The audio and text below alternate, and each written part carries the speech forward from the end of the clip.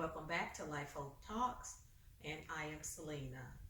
We're continuing with our series on seeking closure from someone who is alive and well but won't give you closure. I received an email asking if I would do a video on driving past someone's home as a way of coping. Now, coping or coping mechanism or coping skills, what does all of that mean? When someone asks you, well, how are you coping with it?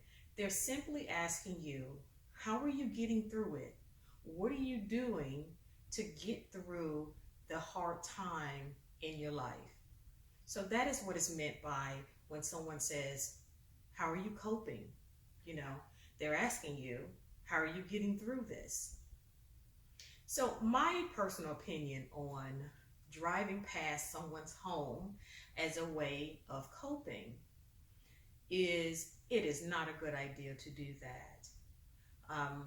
It leaves you vulnerable psychologically and emotionally.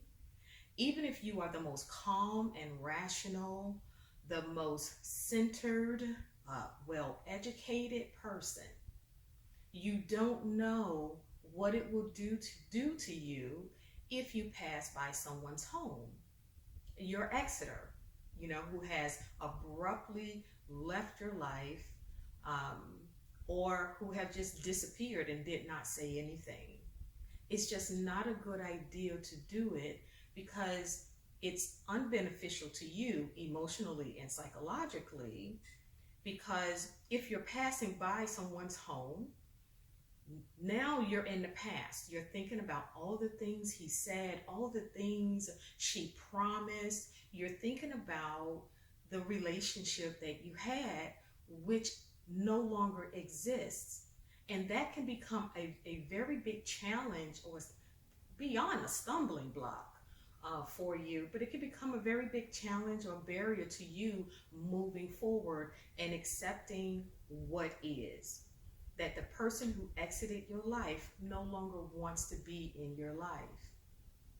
Also, passing by the home. Let's take that for a moment. Are you really driving past the person's home?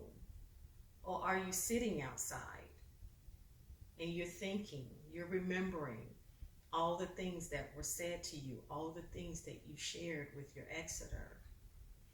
So are you really passing by the person's home? Also, passing by is not a good idea because it can become a very dangerous situation. For example, what if you're passing by, or you're camped outside, you're sitting in your car outside, and your Exeter walks outdoors, and they walk outdoor with someone new. And what if you know this person?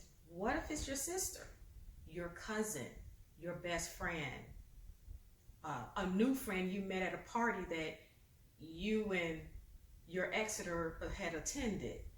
What if they're outside showing affection to someone else? You don't know where that's going to, what kind of state of mind you would be in if you saw something like that.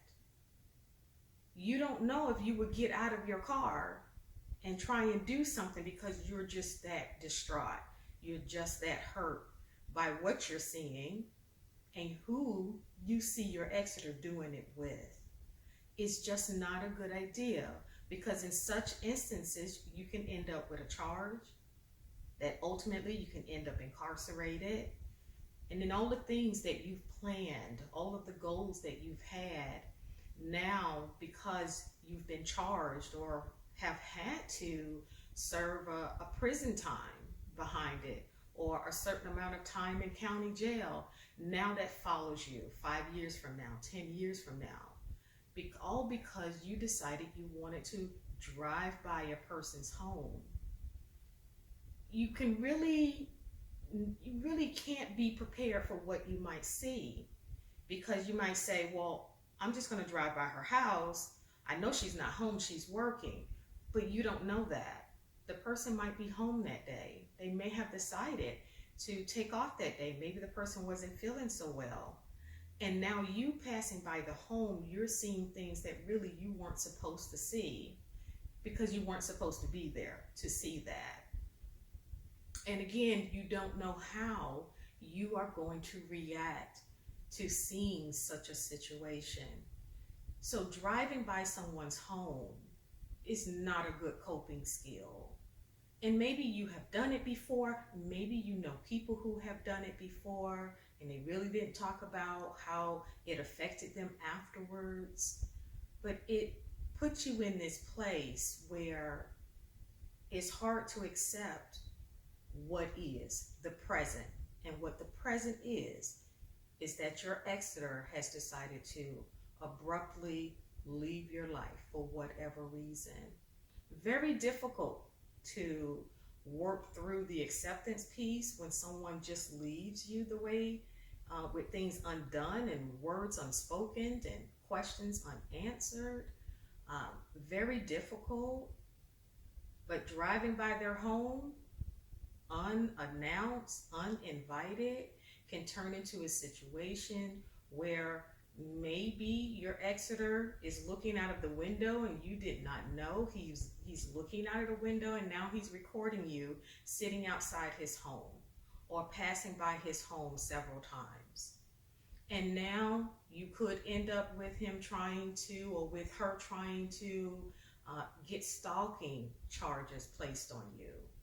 It's just not a good idea to drive past someone's home because you don't know, you just can't foresee what can happen as a result of you doing that. And even if it's all clear and you're able to drive by and he or she never walked outside, it was quiet, really, what is that doing to you emotionally and psychologically?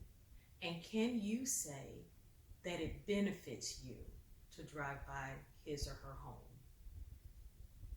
One thing that is a good coping skill, a way to get through this hard time, is to keep busy. Find some things to do in the home that can keep your mind busy and off of the pain and what happened. You know, maybe rearrange your cabinets, you know, rearrange the refrigerator, go out in the garage and bring some organization to your junk drawer, or find another hobby. Those are things that can benefit you because there really aren't any adverse reactions or severe consequences to you reorganizing your refrigerator or your cabinets or your garage or junk drawer than if you were to drive past your Exeter's home and it turned out to be something you were ill prepared to handle. I'm interested to hear what you think about this topic and driving past someone's home. Don't forget to comment, like, share, and subscribe so that you are aware of every time I post a new video. Thank you for watching, and until next time, please take care of yourself.